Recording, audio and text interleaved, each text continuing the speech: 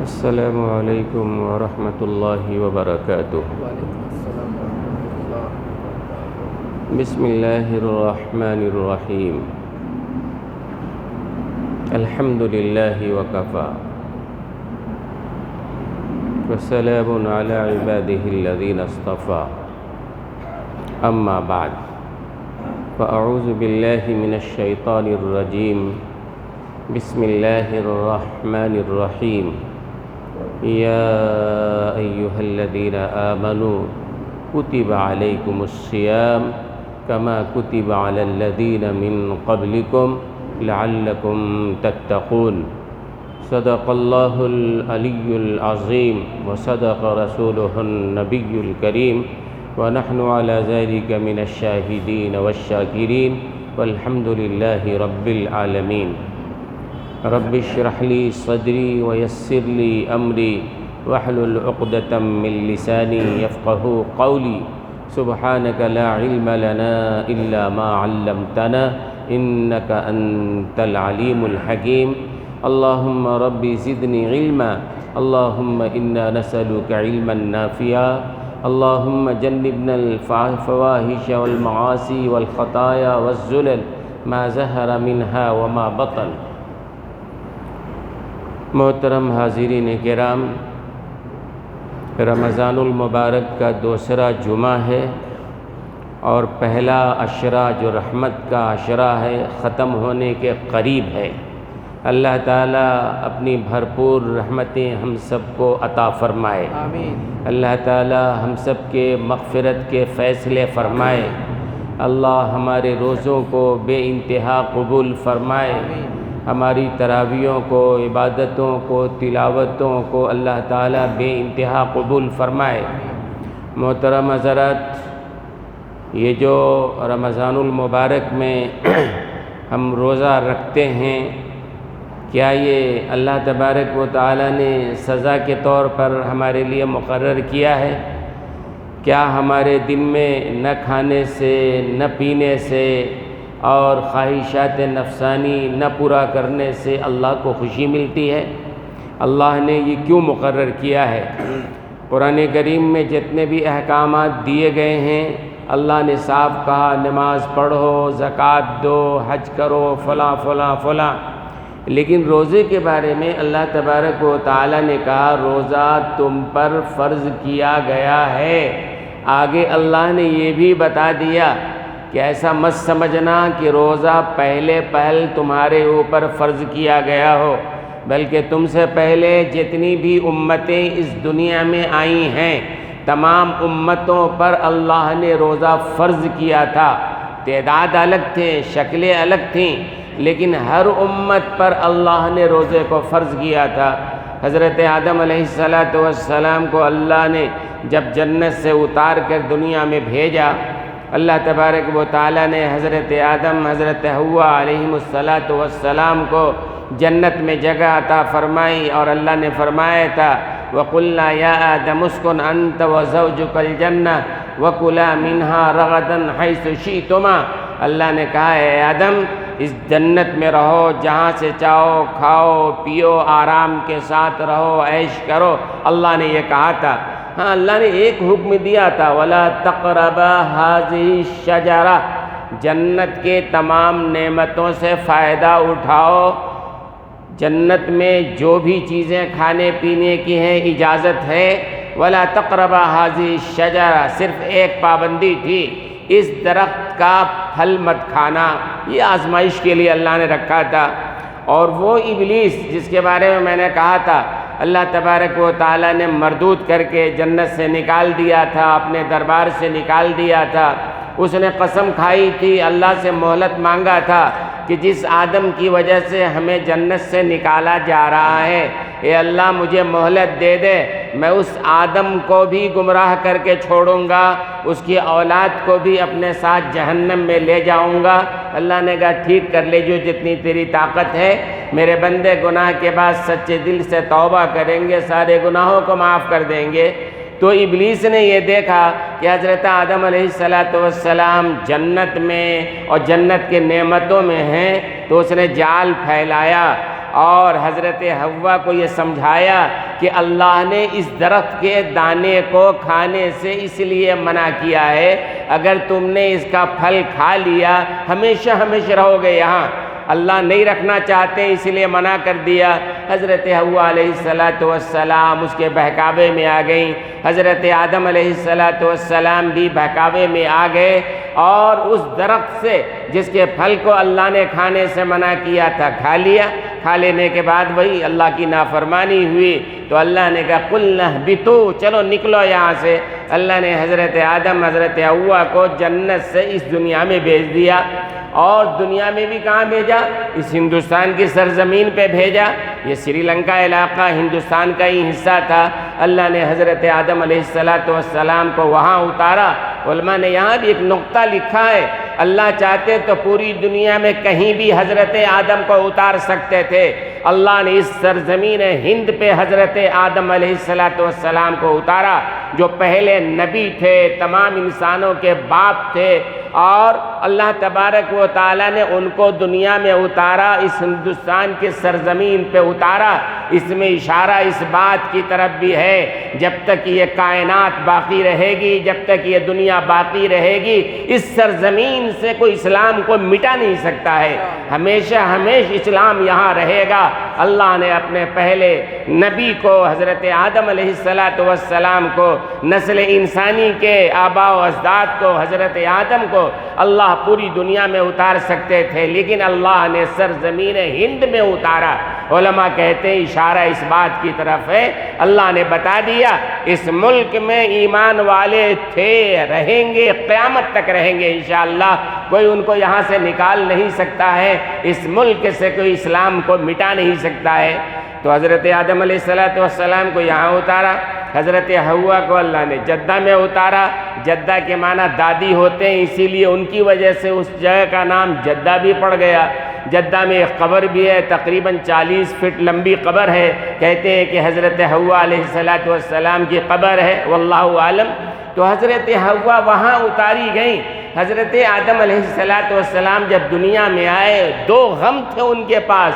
ایک بڑا غم تو یہ تھا کہ اللہ کی جنت چھن گئی تھی، ظاہر ہے جنت کی نعمتیں دنیا میں سوال بھی نہیں، لہذا ایک سب سے بڑا غم یہ تھا، اور دوسرا بڑا غم یہ رفیق حیات حضرت حوا جو بیوی تھی، اور کہا جاتا ہے کہ بڑی حسین و جمیل تھی، حضرت حوا علیہ السلام بھی جدا ہو گئی تھی، وہ جدہ میں اتاری گئی، یہاں اتارے گئے۔ 2 غم تھے حضرت آدم علیہ السلام کے پاس۔ پھر روتے رہے روتے رہے روتے رہے، اللہ سے توبہ کرتے رہے، ربنا ظلمنا انفسنا، اے اللہ واقعی ہم نے اپنے آپ پر ظلم کر لیا ہے، ہم سے نافرمانی ہو گئی ہے، اے اللہ معاف کر دیجئے، وَإِن لَّمْ تَغْفِرْ لَنَا وَتَرْحَمْنَا۔ اور آدم اور شیطان میں، آدم اور ابلیس میں یہی فرق ہے کہ حضرت آدم سے بھول ہوئی، فوراً سر جھکا دیا، اے اللہ غلطی ہو گئی ہے آپ معاف فرما دیجئے۔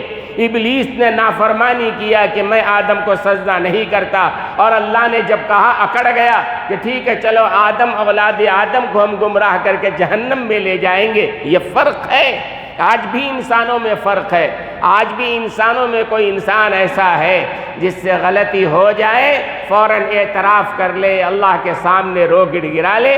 دوسرا وہ ہے بجائے اعتراف کرنے کے اور اکڑ جائے اور زیادہ گناہوں پہ اصرار کرنے لگے۔ تو حضرت آدم علیہ السلام کو اللہ نے اتارا وہاں۔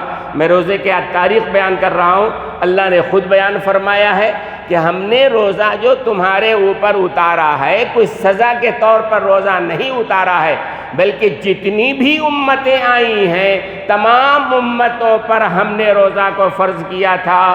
حضرت آدم علیہ السلام نے وہ دانہ جو کھا لیا تھا، علماء کہتے ہیں کہ 1 مہینہ تک اس دانے کا اثر حضرت آدم علیہ السلام کے پیٹ میں رہا، اور جب روتے روتے کافی دنوں کے بعد اللہ نے ان کی توبہ کو قبول فرمایا، تو اللہ نے فرمایا کہ وہ نافرمانی کا پھل جو کھایا تھا تم نے، 1 مہینے تک اس کا اثر تمہارے پیٹ میں رہا ہے، بدلے میں 1 مہینے کا روزہ رکھو، 30 دن کا روزہ رکھو۔ حضرت آدم علیہ السلام نے 30 دنوں کا روزہ رکھا، اور روزہ رکھنے کے بعد یہ ہوا، اللہ نے توبہ کا اعلان کر دیا۔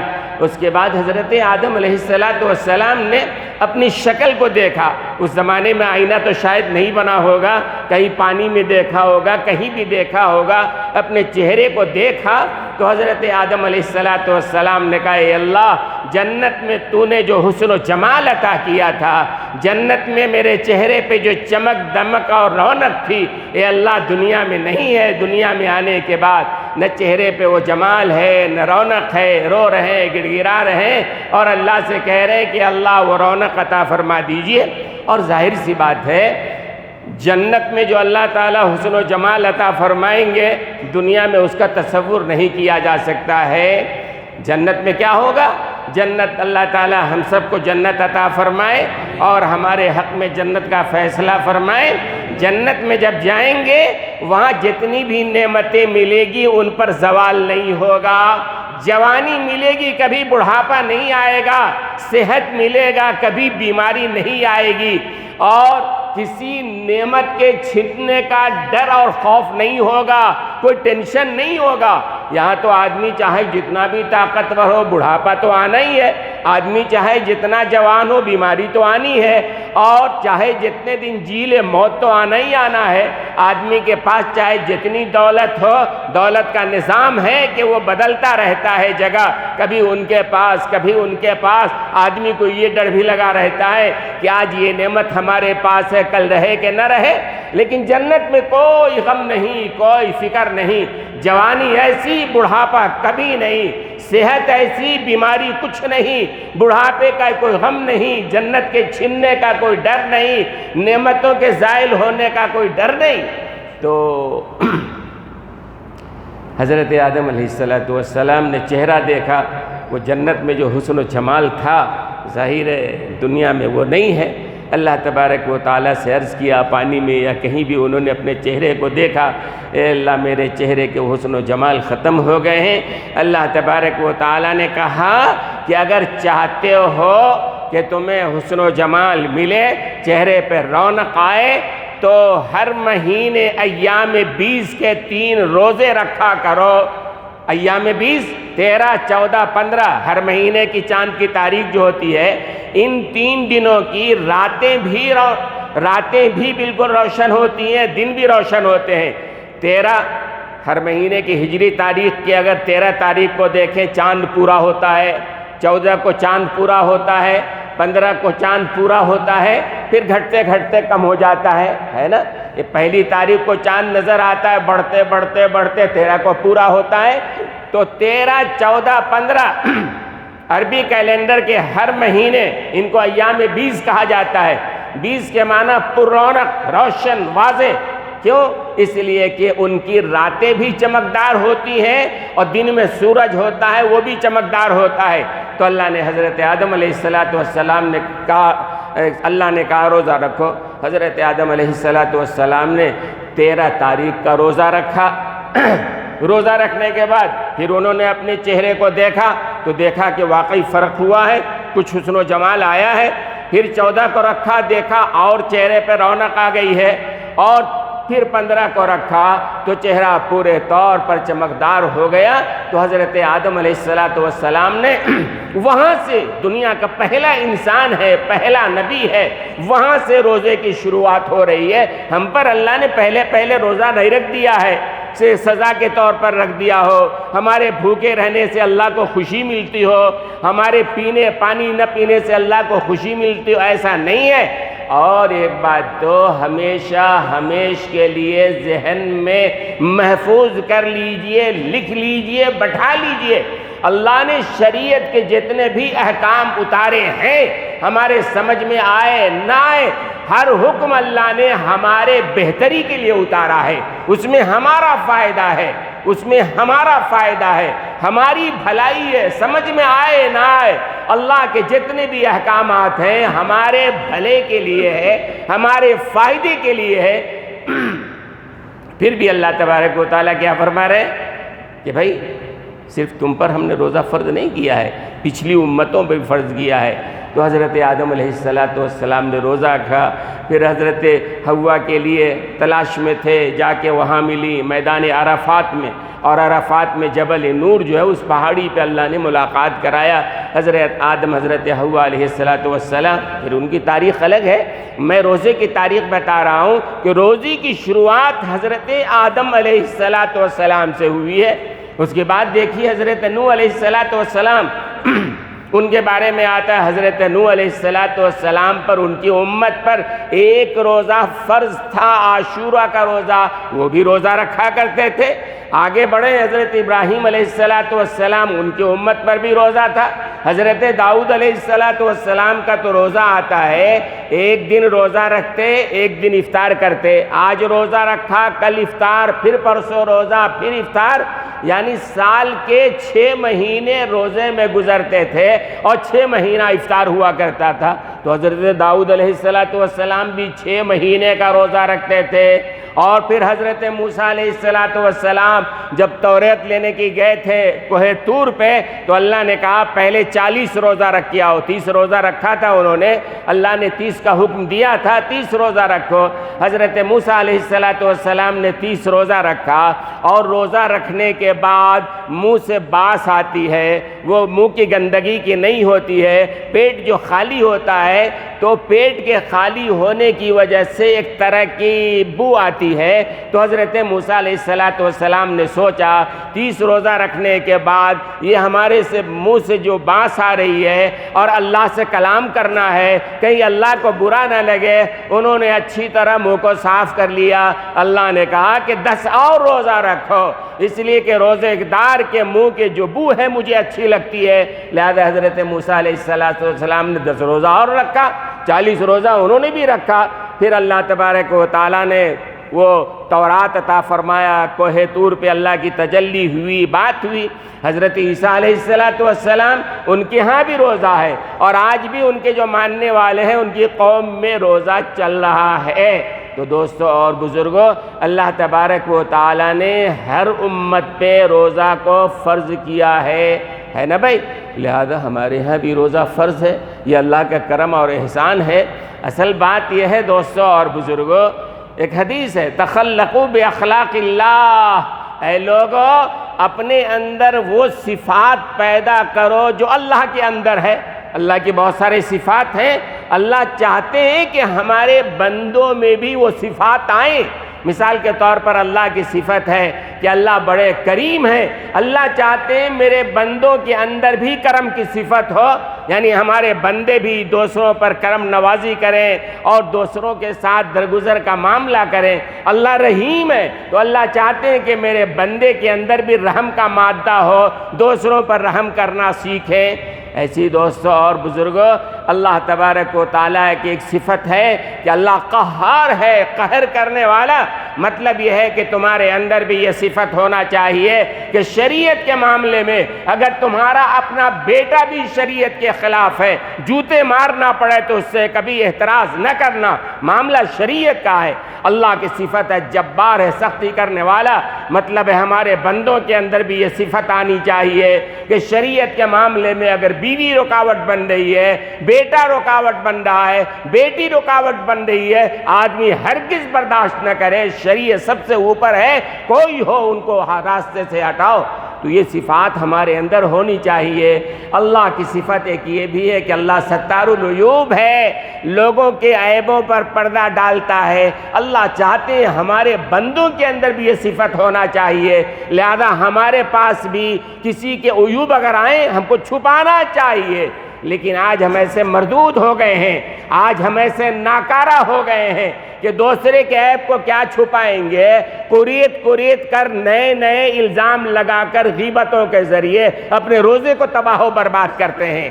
نہیں، اللہ نے کہا کہ اللہ کی صفت ہے ستار العیوب، لہذا مومنوں تمہارے اندر بھی عیب کو چھپانے کی صفت ہونی چاہیے۔ تخلقوا باخلاق اللہ، اللہ کے اندر جو صفات ہیں وہ صفات ہمارے اندر بھی پیدا کرو، چونکہ انسان کیا اللہ کا نائب ہے نا۔ اللہ نے حضرت آدم علیہ السلام کو اپنا خلیفہ بنایا تھا۔ خلیفہ کا مطلب نائب بنایا تھا، ہے نا، حضرت آدم علیہ السلام کو نائب. تو نائب جو ہوتا ہے اس کے اندر وہ صفت ہونی چاہیے جو اس کے آقا کے اندر ہے. جب اللہ کے اندر وہ صفت ہے تو ہمارے اندر بھی وہ صفت ہونی چاہیے. اور اللہ کے اندر یہ صفت بھی ہے کہ اللہ کھاتے نہیں ہیں، اللہ پیتے نہیں ہیں، اللہ کی بیوی بچے نہیں ہیں. تو اللہ نے کہا اے انسانوں ہمیشہ نہ کھاؤ، یہ تو ہو نہیں سکتا ہے، ہمیشہ نہ پیو، یہ تو ہو نہیں سکتا ہے. تو اللہ نے کیا کہا؟ بھئی ایسا کرو کہ کم سے کم 11-12 مہینے میں ایک مہینہ، وہ بھی دن میں نہیں، رات کے اوقات میں نہیں، بلکہ صرف صبح سے لے کر شام تک کے لیے اللہ کی وہ صفت اپنے اندر پیدا کرو. اللہ نہیں کھاتا ہے، 12 گھنٹے کے لیے تم بھی مت کھاؤ. اللہ نہیں پیتا ہے، رمضان کے دنوں میں تم بھی مت پیو. اللہ کے پاس بیوی نہیں ہے، رمضان کے دنوں میں تم بھی اپنے خواہشات نفسانی سے رکو تاکہ اللہ کے وہ صفات پیدا ہو جائیں. اور دوستو اور بزرگوں، یہ تو صدقہ ہے جناب محمد الرسول اللہ صلی اللہ علیہ وسلم کا کہ اللہ نے جو احکامات دیے ہیں نا، بڑی آسانی ہے. شریعت کے جو احکامات ہیں وہ 4 حصوں میں آپ تقسیم کر سکتے ہیں. بعض احکام وہ ہے جو بہت آسان ہیں، پھر بعض احکام وہ ہیں تھوڑا مشکل ہے، پھر بعض احکام وہ ہیں کہ مشکل، بہت مشکل ہے، اور آخری درجہ وہ ہے کہ بہت زیادہ مشکل ہے. لیکن یہ چاروں قسم کے جو احکامات ہیں نا، انسان کے طاقت کے اندر ہیں، اس لیے کہ اللہ انسان کو بنانے والا ہے، انسان کا خالق اللہ ہے.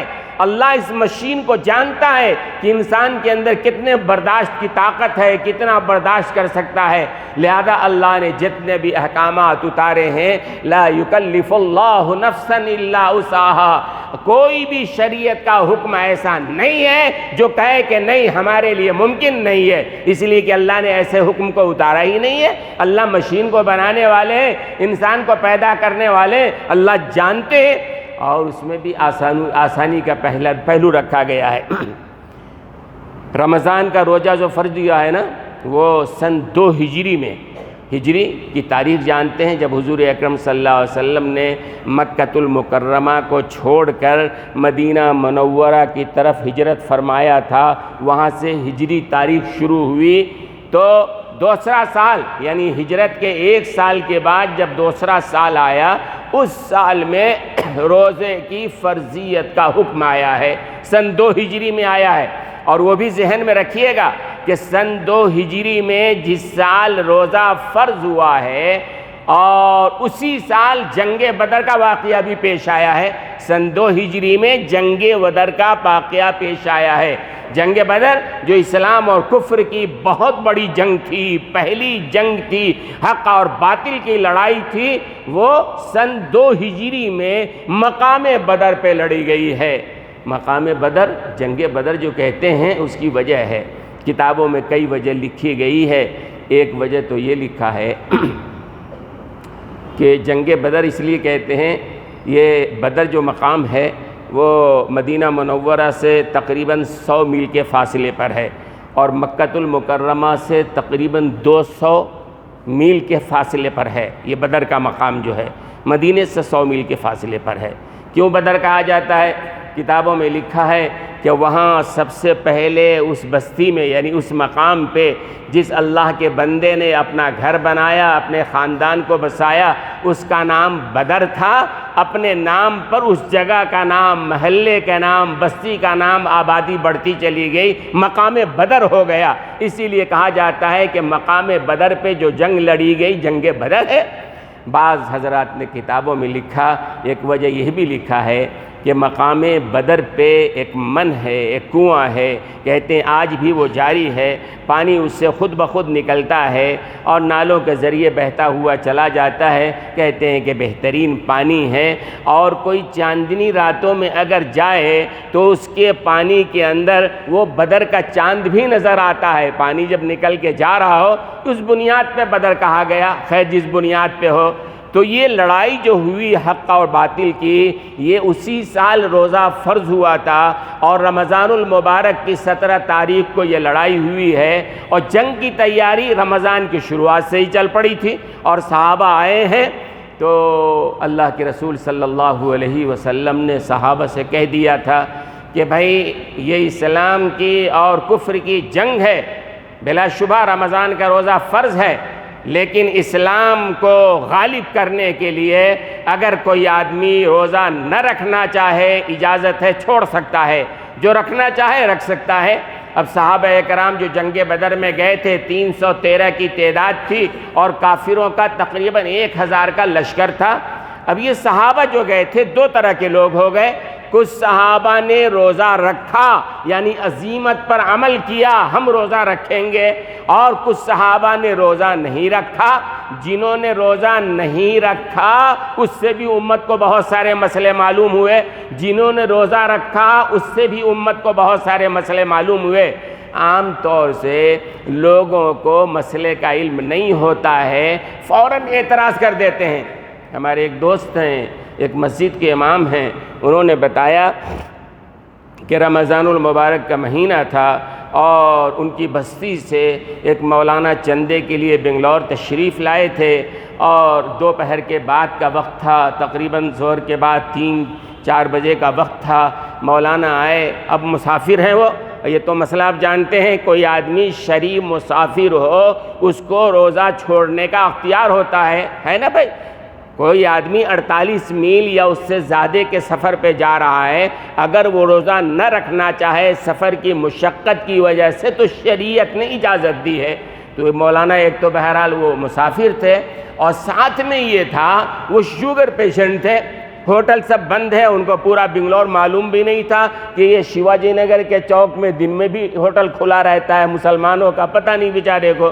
تو اس مسجد میں تھے وہ امام صاحب سے انہوں نے جا کے ظہر کے بعد 3 بجے کہا میرا شوگر ڈاؤن ہو رہا ہے، خطرہ ہے کہیں کوما نہ ہو جائے، مجھے کچھ کھانا چاہیے، میں کیا کروں؟ مولانا نے کہا چلیے میرے گھر چلیے، اپنے گھر لے جا کر پکوایا، انہوں نے کھلایا۔ اب ایک جاہل دیکھتا ہے، کہتا مولانا ہے، داڑھی ہے، ٹوپی ہے، رمضان میں دوپہر میں کھا رہا ہے، ارے پاگل دیوانے، اس کی بیماری ہے، وہ مسافر ہے، وہ پریشان ہے، تو کوئی اپنے مسئلے میں الجھا ہوا ہے، تم منہ کھول رہے ہو، غیبتیں کرتے چلے جا رہے ہو۔ تو صحابہ کرام نے روزہ رکھا بھی جنگ بدر میں، نہیں بھی رکھا۔ جنہوں نے نہیں رکھا، 2 وجہ، مدینے سے 100 میل کا فاصلہ ہے، شرعی مسافر تو ہو گئے تھے نا وہ، اور دوسری وجہ یہ تھی کہ اس جنگ میں اللہ کے رسول نے کہا چونکہ اسلام اور کفر کی جنگ ہے، روزہ رکھنے کی وجہ سے اگر تمہارے اندر کمی کوتاہی آ گئی، کہیں سستی آ گئی، کہیں شکست نہ ہو جائے، اس لیے روزہ چھوڑو، بعد میں روزے کی قضا کر لینا۔ اگر اس لڑائی میں شکست ہو گئی اسلام کو تو پھر وہ ناقابل تلافی ہے۔ بہت سارے صحابہ نے روزہ چھوڑ دیا۔ مسئلہ معلوم ہوا کہ اگر کوئی شرعی مسافر ہے، یا جہاد کا مسئلہ ہے، یا کوئی بیماری کا مسئلہ ہے، روزہ چھوڑنا چاہے اجازت ہے، شریعت نے اجازت دی ہے۔ اور کوئی آدمی عزیمت پر عمل کر رہا ہے، نہیں الحمدللہ ہم روزہ رکھیں گے، ہمارے اندر طاقت و قوت ہے، الحمدللہ رکھو۔ اور میں کہہ رہا تھا یہ صدقہ ہے جناب رسول اللہ صلی اللہ علیہ وسلم کا، روزے میں تبدیلی ہوئی ہے، کئی تبدیلی ہوئی ہے۔ پہلے جو روزے کا حکم تھا نا، وہ تقریباً 21-22 گھنٹے کا روزہ تھا۔ ہمارے ہاں روزہ تو 12-13 گھنٹے کا ہوتا ہے، لیکن پہلے کتنا 21-22 گھنٹے کا۔ شروع میں اور بھی کئی تبدیلی ہوئی ہے۔ شروع میں اجازت تھی کوئی جوان طاقتور اگر روزہ نہ رکھنا چاہے فدیہ ادا کر دے، اجازت تھی اس کو۔ شروع میں ایک جوان ہے، طاقتور ہے، کوئی بیماری نہیں، کوئی عذر نہیں، پھر بھی روزہ نہیں رکھنا چاہتا ہے، شریعت نے اجازت دی تھی کہ ہر روزے کے بدلے میں فدیہ ادا کرو، اجازت ہے۔ لیکن اب وہ حکم منسوخ ہو گیا۔ اب جو جوان ہے، جو طاقتور ہے، جو روزہ رکھ سکتا ہے، اس کو روزہ ہی رکھنا پڑے گا۔ ہاں کوئی بیمار ہے، روزہ نہیں رکھ سکتا ہے، کوئی بوڑھا ہے، روزہ نہیں رکھ سکتا ہے، اور صحت ملنے کا امکان بھی نہیں ہے، اس کے لیے حکم ہے کہ فدیے کے طور پر ہر روزے کے بدلے میں ایک صدقہ فطر کے برابر مقدار ادا کر دے۔ اور آپ جانتے ہیں صدقہ فطر کا اعلان ہوا ہے امارت شریعہ کی طرف سے کہ 100 روپے، یعنی صدقہ فطر کی مقدار 100 روپے ہے، تو ہر روزے کے بدلے میں فدیہ کوئی 100 روپیہ دینا چاہے، وہ جو بیمار ہے، مستقل کمزور ہے، ان کے لیے تو شروع میں یہ حکم تھا، لیکن وہ بدل دیا گیا، نہیں، جن کو طاقت ہے روزہ ہی رکھنا پڑے گا۔ اور اس کے بعد کیا تھا، وہ ٹائمنگ کا بڑا مسئلہ تھا۔ پہلے مسئلہ یہ تھا کہ مغرب کے بعد آپ نے افطار کر لیا، افطار کر لینے کے بعد عشاء کی نماز تک ہی کھانے پینے کی اجازت تھی۔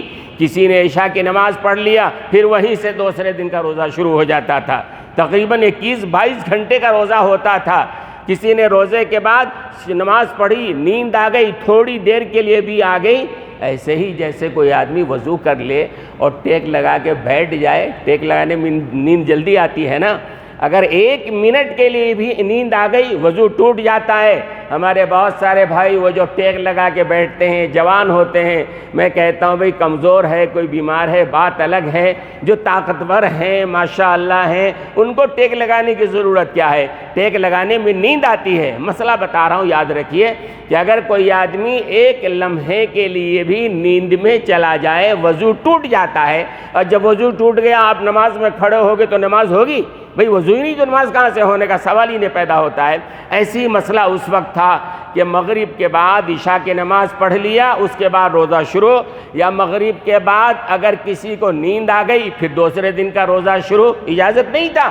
ایک صحابی کے بارے میں ہے کہ پہلے وہ 22 گھنٹے کا روزہ ہوتا تھا، تو اللہ تبارک و تعالیٰ نے وہ آیت نازل فرمائی وَكُلُوا وَاشْرَبُوا حَتَّى يَتَبَيَّنَ لَكُمُ الْخَيْطُ الْأَبْيَضُ مِنَ الْخَيْطِ الْأَسْوَدِ مِنَ الْفَجْرِ۔ یہ آیت اللہ نے اتارا۔ شان نزول ایک صحابی ہیں سرما بن قیس، یا حضرت معاذ، حضرت برا، مفسرین نے کئی نام لکھے ہیں، تو حضرت سرما بن قیس ایک نام سمجھیں آپ، ان کے سلسلے میں یہ آیت نازل ہوئی، اللہ اکبر کہا جاتا ہے۔ وہی سن 2 ہجری میں جب روزے کا حکم آیا تو اتنی بات اور ذہن میں رکھیے، مکۃ المکرمہ کا غالب جو تھا پیشہ، مکۃ المکرمہ کے رہنے والے جو حضرات تھے ان میں سے اکثر حضرات کا پیشہ بزنس تھا، تجارت تھا، بیوپاری لوگ تھے، وہ شام جاتے تھے، مکہ خود ایک ذریعہ تھا، پوری دنیا کے لوگ آتے تھے۔ اور مدینہ میں جو مہاجرین انصار تھے، جو صحابہ تھے، جو لوگ رہتے تھے مدینہ میں، ان میں سے اکثریت کا پیشہ زراعت تھا، کھیتی باڑی تھی، باغبانی تھی، وہ کام کیا کرتے تھے۔ تو یہ سرما بن قیس مدینہ کے رہنے والے صحابی ہیں۔ روزے کا حکم آیا، اب ظاہر سی بات ہے روزہ تو کوئی ایئر کنڈیشن میں بیٹھ کے تو نہیں رکھتے تھے، وہ کھیتی باڑی کرنے والے ہیں۔ سرما بن قیس کھیتی کے کام پہ گئے، چلچلاتی ہوئی دھوپ ہے، دن بھر کام کیا، شام کو گھر لوٹ کے آئے۔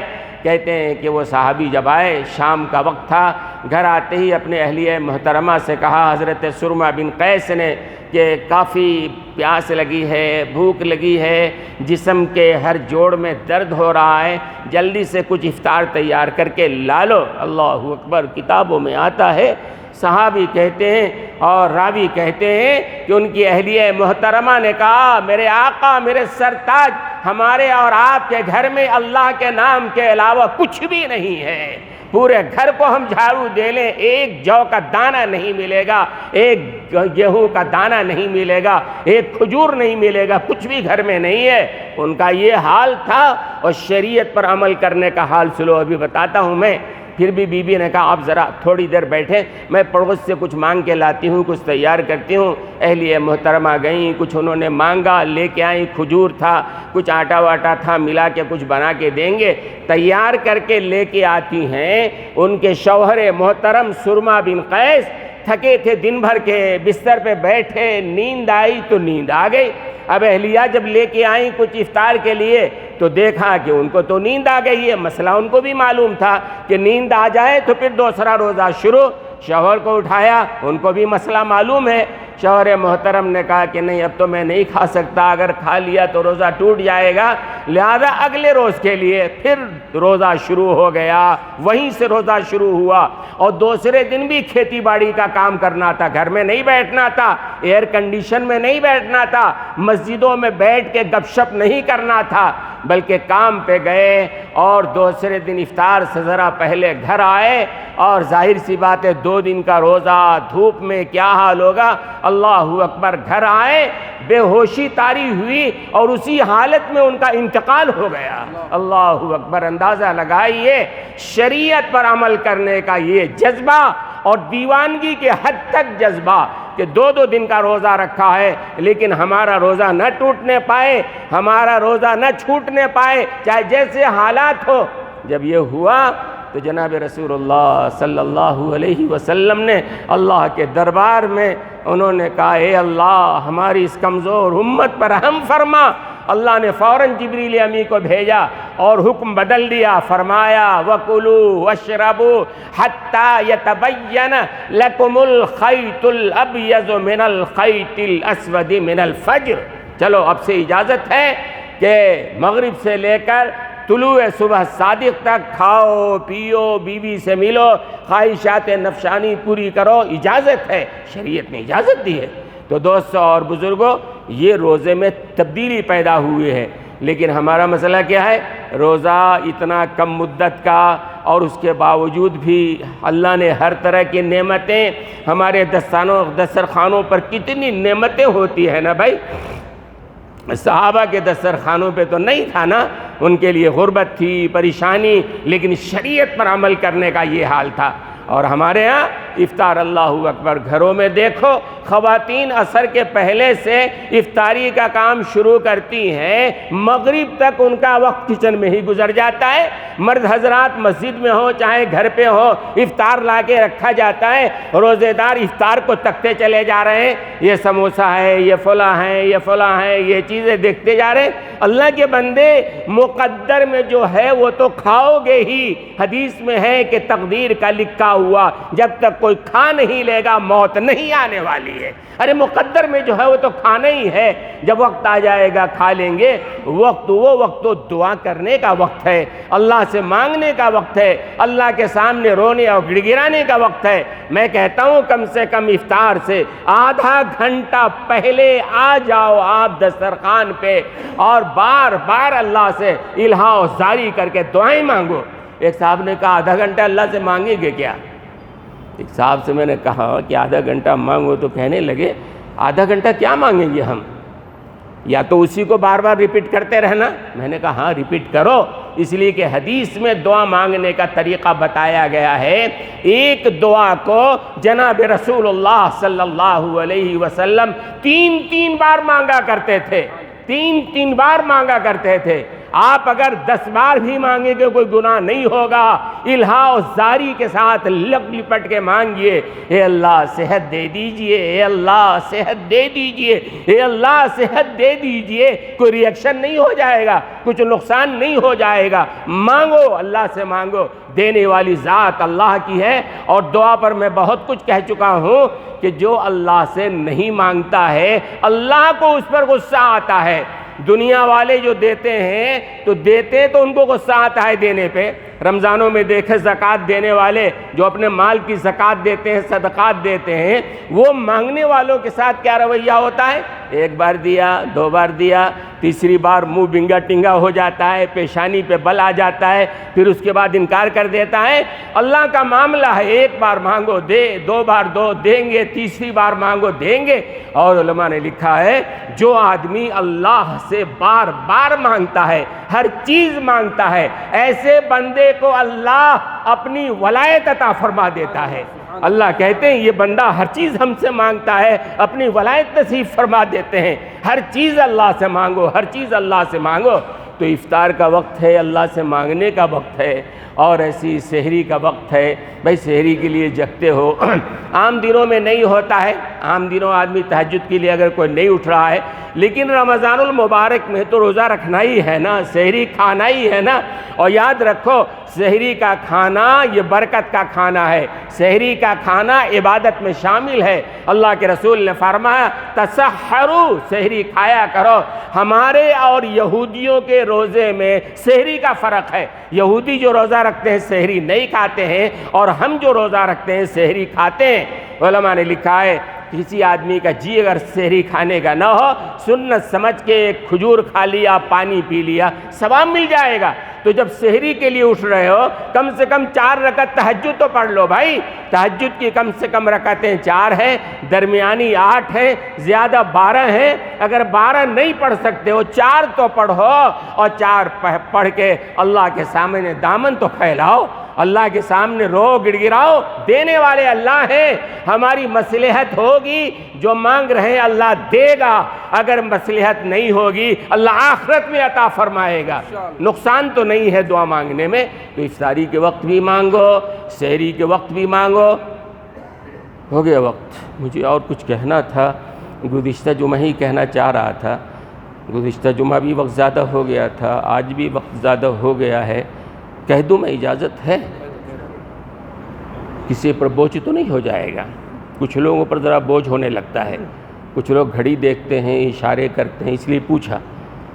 چلو میں بتا دیتا ہوں، اگر کسی کو اعتراض ہے ابھی کہہ دے، میں یہ اسٹاپ کرتا ہوں۔ کسی کو ہے اعتراض؟ ہاتھ اٹھاؤ گے؟ کسی کو؟